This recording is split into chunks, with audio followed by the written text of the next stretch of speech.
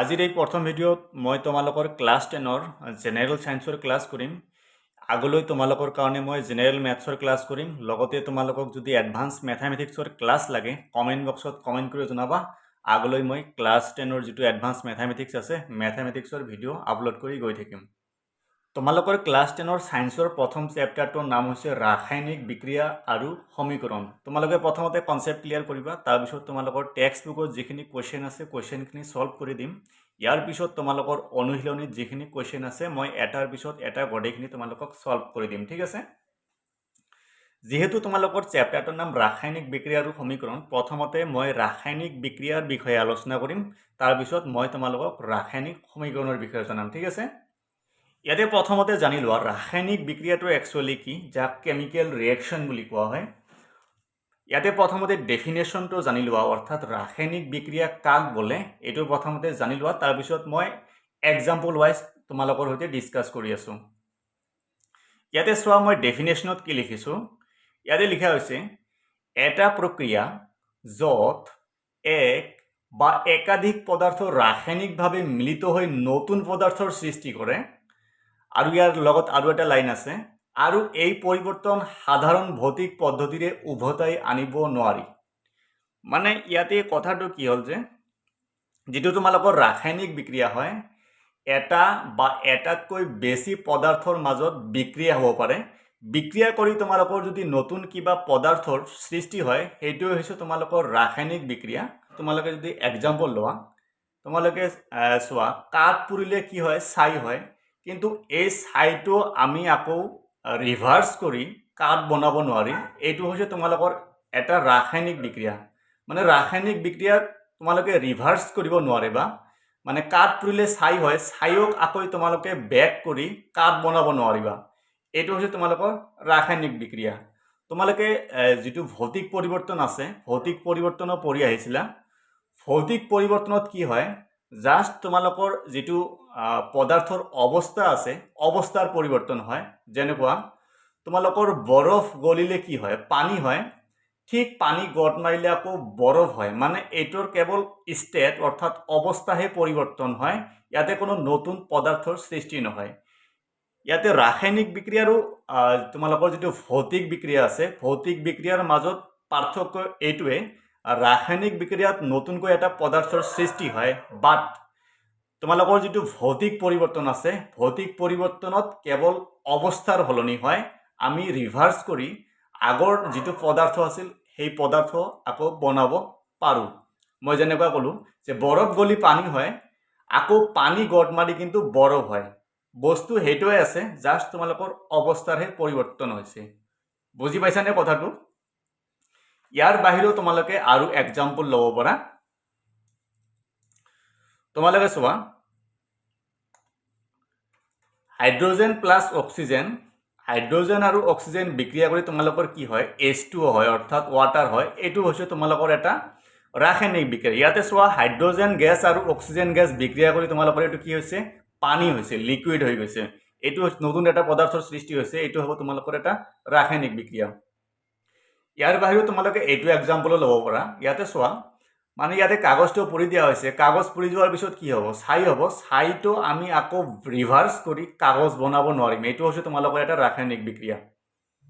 ইয়াৰ পিছৰ টপিকটো হৈছে তোমালোকৰ ৰাসায়নিক বিক্ৰিয়াত কি কি পৰিৱৰ্তন দেখা যায়, অৰ্থাৎ ৰাসায়নিক বিক্ৰিয়াৰ কি কি লক্ষণ আছে, তোমালোকে দেখিলে কেনেকৈ গম পাবা যে এইটো ৰাসায়নিক বিক্ৰিয়া হৈছে। ইয়াতে এই চাৰিটা বস্তু জানিব লাগিব।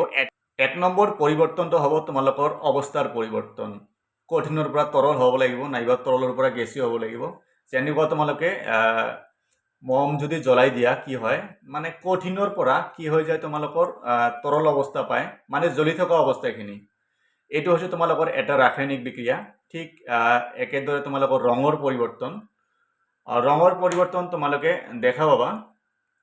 তোমালোকে এটা আপেল যদি খাই থৈ দিয়াৰ পিছত কিছুদিন পাছত চাবা তোমালোকে বাদামী ৰং হৈ যায়, মানে কাটি থোৱা অংশখিনি বাদামী ৰং হৈ যায়। এইটো হৈছে তোমালোকৰ এটা ৰাসায়নিক পৰিৱৰ্তন।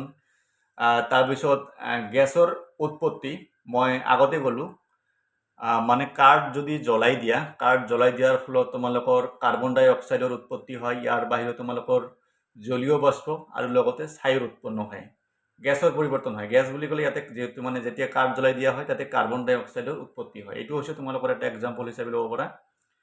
তাৰপিছত উষ্ণতাৰ পৰিৱৰ্তন, কাঠ জ্বলাই দিয়া অৱস্থাটো ধৰিব পাৰা, মানে কাঠ জ্বলাই দিয়াৰ ফলত কি হয়, উষ্ণতাৰ পৰিৱৰ্তন হয়। তাৰপিছত তোমালোকক জানিব লাগিব দৈনন্দিন জীৱনত ৰাসায়নিক বিক্ৰিয়াৰ উদাহৰণ। আমাৰ ডেইলি লাইফত যিবিলাক ৰাসায়নিক বিক্ৰিয়া হয় সেই বিক্ৰিয়াসমূহৰ বিষয়ে তোমালোকে অলপ জানি লোৱা। প্ৰথমতে আছে তোমালোকৰ খাদ্যৰ হজম। আমি যিবোৰ খোৱা বস্তু খাওঁ সেই খোৱা বস্তুবোৰ কি হয়, আমাৰ শৰীৰত ৰাসায়নিক বিক্ৰিয়াৰ মাধ্যমেৰে আমি যি শক্তি পাওঁ সেই শক্তিৰ উৎপন্ন হয়। ফৰ এক্সাম্পল, তোমালোকে যি ভাত খোৱা, ভাত বা ৰুটি খোৱা, ভাতৰ পৰা তোমালোকে কি পোৱা জানানে?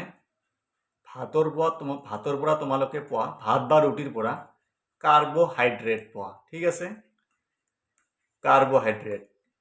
ঠিক একেদৰে তোমালোকে যদি চেনি খোৱা, চুগাৰৰ পৰা তোমালোকে কি পোৱা? চুগাৰৰ পৰা তোমালোকে পোৱা গ্লুক'জ। ঠিক আছে, চুগাৰৰ পৰা গ্লুক'জ পোৱা যায়। এনেকুৱা ধৰণৰ কথা। মানে আমি যিখিনি খোৱা বস্তু খাওঁ সেই খোৱা বস্তুৰ পৰা কি হয়, বিভিন্ন ধৰণৰ ৰাসায়নিক বিক্ৰিয়াৰ মাধ্যমেৰে আমি শক্তি পাওঁ। ভাতৰ পৰা তোমালোকে পোৱা কাৰ্বহাইড্ৰেট আৰু চুগাৰৰ পৰা কি পোৱা যায়? গ্লুক'জ পোৱা যায়। তাৰপিছত তোমালোকৰ আহিল শ্বসন। শ্বসনত কি হয় তোমালোকে জানানে? আমি জেনেৰেলি কি হয়, পৰিৱেশৰ পৰা অক্সিজেন গেছ লওঁ। সেই অক্সিজেন গেছে কি কৰে, মানে শ্বসনত গ্লুক'জৰ সৈতে বিক্ৰিয়া কৰি শক্তি উৎপন্ন কৰে আৰু লগতে আমি কাৰ্বন ডাই অক্সাইড গেছ এৰি দিওঁ।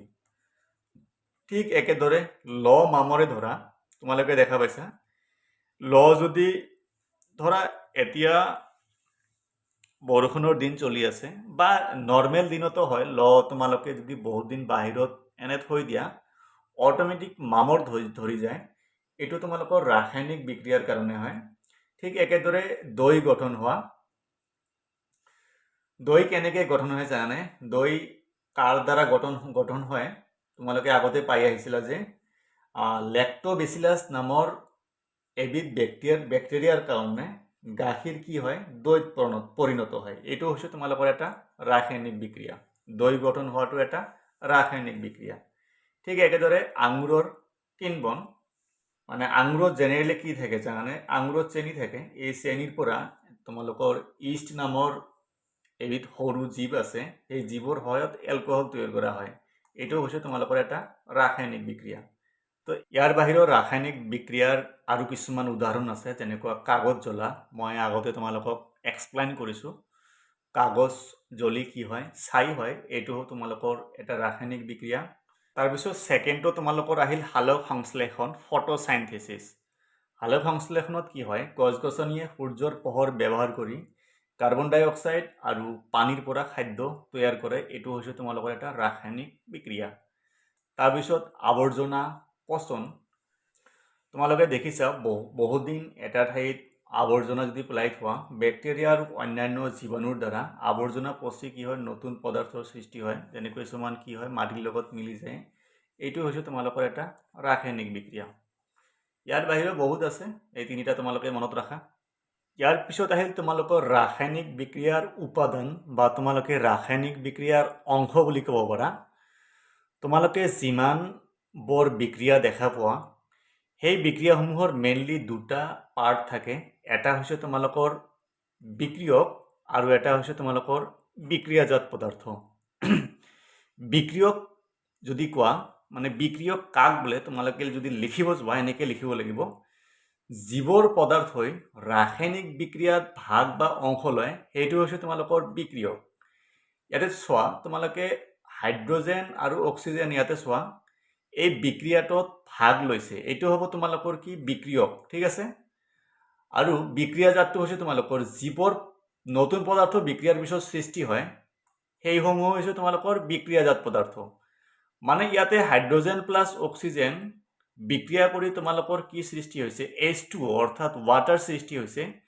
তোমালোকৰ ৱাটাৰটো হৈ যাব বিক্ৰিয়াজাত পদাৰ্থ আৰু তোমালোকৰ H2 প্লাছ অক্সিজেন হ'ব তোমালোকৰ বিক্ৰিয়ক মানে লেফ্ট হেণ্ড ছাইডত যিটো আছে এইটো হ'ব তোমালোকৰ বিক্ৰিয়ক আৰু ৰাইট হেণ্ড ছাইডত যি আছে তোমালোকৰ ৱাটাৰ এইটো হৈ যাব তোমালোকৰ বিক্ৰিয়াজাত পদাৰ্থ ঠিক আছে মনত থাকিবনে আগলৈ তোমালোকৰ এইখিনি দৰকাৰ আছে লেফ্ট সাইডত থকাখিনি তোমালোকৰ বিক্ৰিয়ক আৰু ৰাইট সাইডত থকাখিনি তোমালোকৰ বিক্ৰিয়াজাত পদাৰ্থ ঠিক একেদৰে মেগনেছিয়ামৰ লগত যদি অক্সিজেন বিক্ৰিয়া কৰি দিয়া হয় তেতিয়া কি সৃষ্টি হ'ব মেগনেছিয়াম অক্সাইড সৃষ্টি হ'ব এইখিনি হৈছে তোমালোকৰ বিক্ৰিয়ক আৰু এইখিনি হৈছে তোমালোকৰ বিক্ৰিয়াজাত পদাৰ্থ ৰাসায়নিক বিক্ৰিয়াত যিখিনি মেইন পইণ্টছ জানিবলগীয়া আছিল মানে যিখিনি বস্তু জানিবলগীয়া আছিল মই অলৰেডি এক্সপ্লেইন কৰিছোঁ ইয়াৰ পিছত মই তোমালোকৰ সৈতে ৰাসায়নিক সমীকৰণৰ বিষয়ে আলোচনা কৰিম ঠিক আছে